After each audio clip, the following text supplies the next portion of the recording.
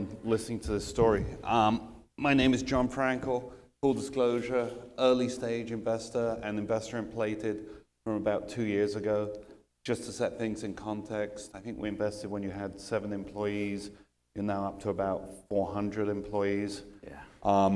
So Plated and others in this space, we see are creating a whole new category in food. So there's restaurants, there's supermarkets, and now there's this massively growing category of home delivery of ingredients. This is an audacious thing to try and do, given that food is a $1.5 trillion business in the US, to try and come and disrupt it.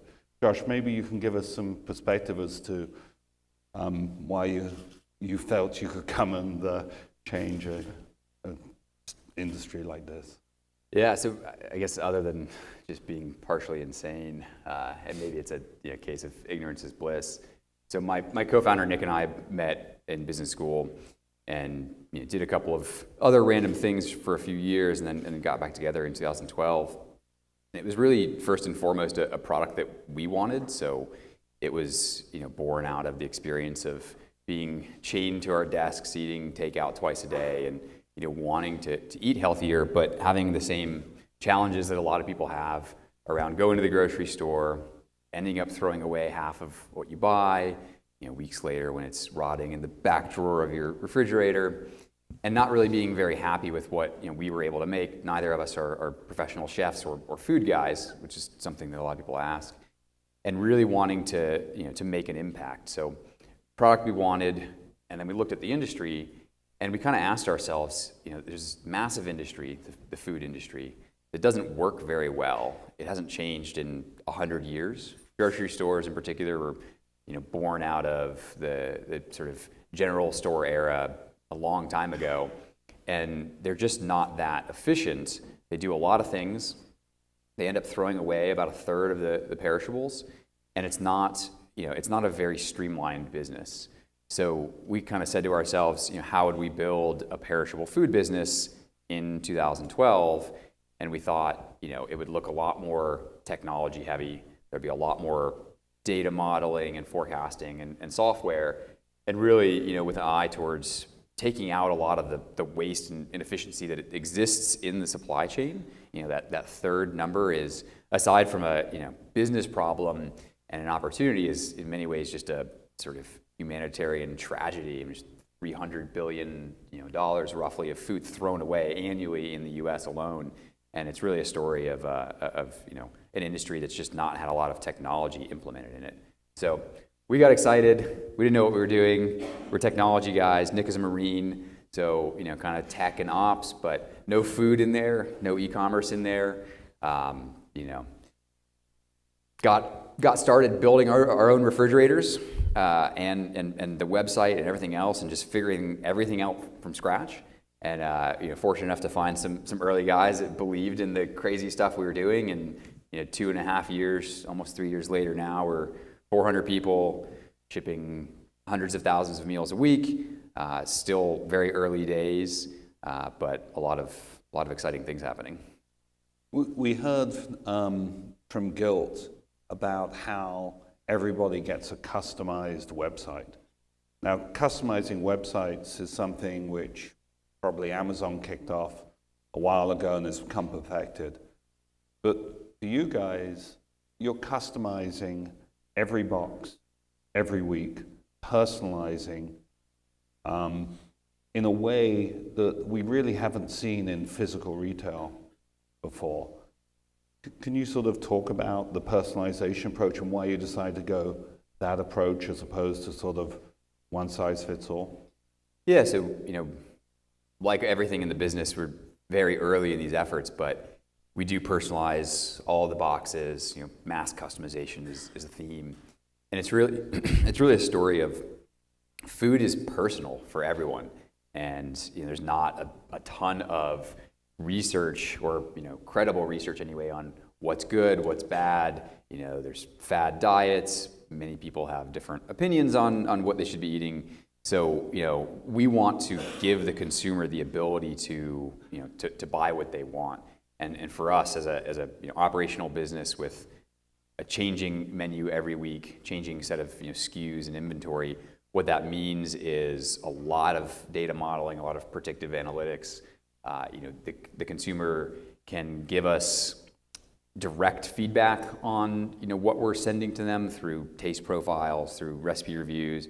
We also do a lot of indirect stuff. So it turns out that there's regional preferences, and there's a lot to be induced from where you live and your browsing patterns and how long you spend looking at that steak and whether you buy it, and a lot of other third-party data sources that we use to customize the experience for every user. Presumably the logistics when you started off were literally sort of pencil and paper, and then you move forward to spreadsheet and detailed technology. Where you look at it sort of going forward, what are the sort of logistical challenges ahead of you, and where do you think there are sort of logistical benefits to be had?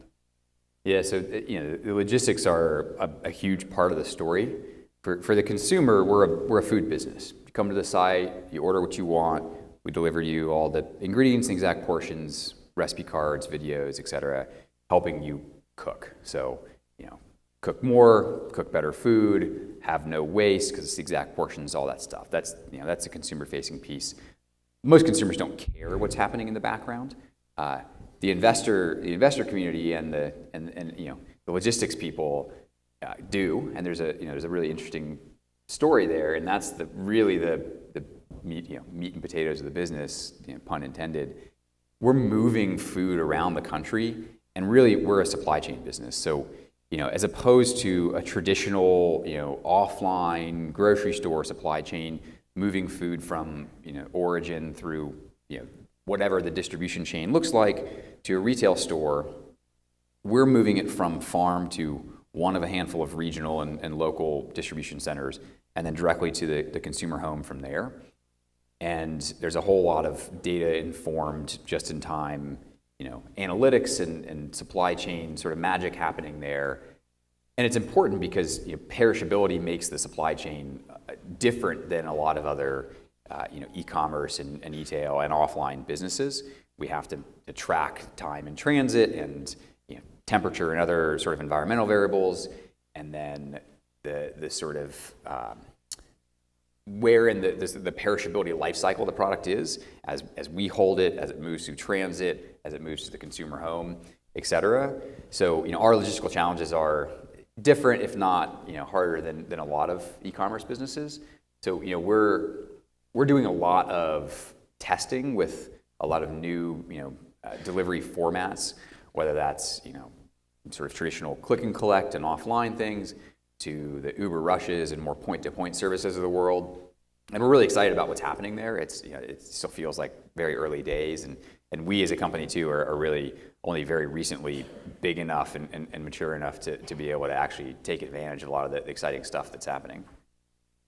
Before we go to the audience for questions, during the last 2.5, 3 years, it's obviously been a crazy ride. Can you share with us sort of one unusual, funny story of something that just happened during this process of shipping, hundreds of tons of food to tens of thousands of people across the country? There's a lot to choose from. So one good one that I think you probably heard, John, but so in the early days of our Midwest distribution activities, we opened up a fulfillment center there, but didn't have enough capacity for what we were trying to do.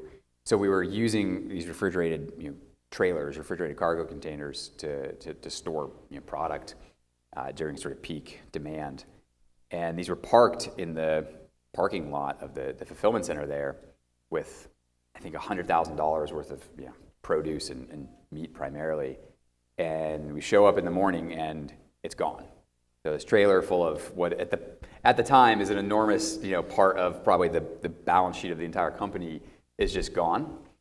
So we naturally freak out about this, scramble. Thankfully, we're able to replace everything and sort of preserve the user experience. But later on that day, call up Chicago PD. They very helpful. Come out, do the police report, et cetera. About 48 hours later, they call us and tell us that, excitedly, they've recovered the trailer on the south side of Chicago. We show up there, trailer's there, empty of our food, but having been replaced with a bunch of presumably stolen fast food soft serve. The particular fast food chain insists that we don't use their name publicly, but just cases and cases of soft serve, which is at this point just running all over the streets of Chicago. So lots of fun operational challenges in building the business. Those are kind of a monthly occurrence, although thankfully getting less frequent. Cool. So let's open up to the floor for questions. I don't know if anyone... Yeah, so again, we've got microphones floating around the room. Questions for Josh or John? Think about the venture capital startup relationships. Yeah, right over here. Mike's coming to you. Hi, my name's Hardy. I'm with Peach Dish. Josh, nice to see the growth in the industry. Wanted to know sort of your busiest time. Could you speak up a little bit? Certainly, my name's Hardy Irvani. I'm with Peach Dish. We're also in the meal kit delivery business. And wanted to know what your busiest sort of week in terms of shipments was and how you sort of were able to handle that. Busiest week in terms of shipment. Last week. That's been the answer for quite a while. How would you compare last week to, say, 2013 in terms of scale? Just give a sense of scale of growth you've been going through. Yeah, so we are now per hour doing more revenue than we were doing the entire month of April 2 years ago.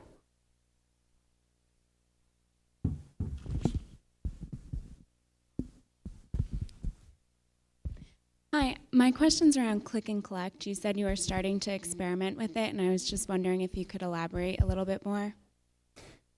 Yeah, so we don't have anything publicly launched, so these are really just exploratory conversations.